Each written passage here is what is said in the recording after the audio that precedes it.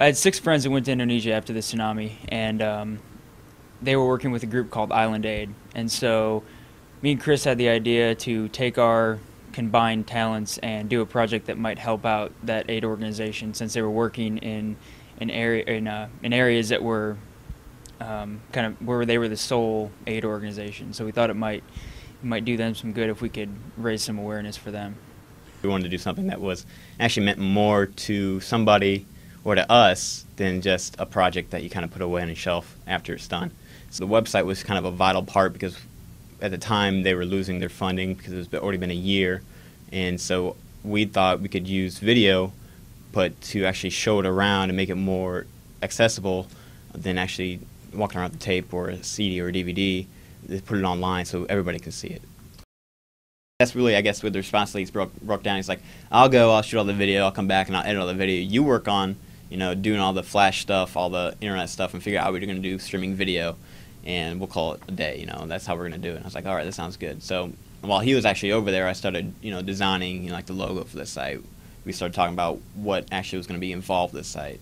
But when he went over there, we weren't too sure, because what he's going to get over there. We usually, when you go places, you have, some pre-production work. We actually go and you do some scouting on the locations. That's not the case. Having that wide variety of knowledge, I guess, was what sparked the idea for the site. If we only had one narrow path, video production, I don't think we would have had the idea to do it, with a website and a full new media presentation.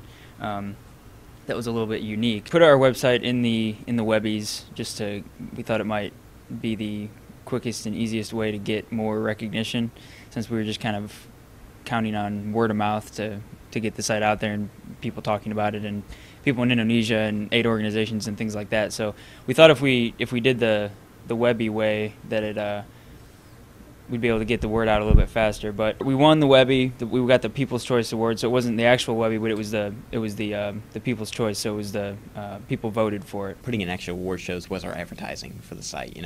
I remember actually looking at some of the site reference data, and around the time of the awards actually going off, we had like 8,000 clicks a day going to the site. I think I got a couple job offers from it. I think Zach as well probably got a couple job offers or inquiries from it. So actually floating your work out there when you get done with it here is a good idea. Yeah, I've stayed in touch with Rick Cameron. He's the guy that runs Island Aid, and he's still doing great projects over there. The same stuff they've been doing for 2 years since after the tsunami, and they're still working in the same areas and still doing the same types of projects there. Yeah, well, after Zach came back and actually showed some of the video, it really touched both of us into actually pushing the project farther than what we actually intended it to do. For instance, when he went over there, he met two young girls that lived in a village called Gomo that really touched him. Had serious burns on their bodies, and he wanted to do something for them. They told me about the girls, and so I went and did an interview with one of the girls and her dad. And so from there, we came back, we did the project, we finished it, and we figured, because of our exposure from the Webbies, we might be able to raise some money to help the girls to get surgery. He wanted to do something for them, hopefully through this project. So we started a little side project that kind of ran off of this. Rick set it up in Indonesia to where they could get the surgeries.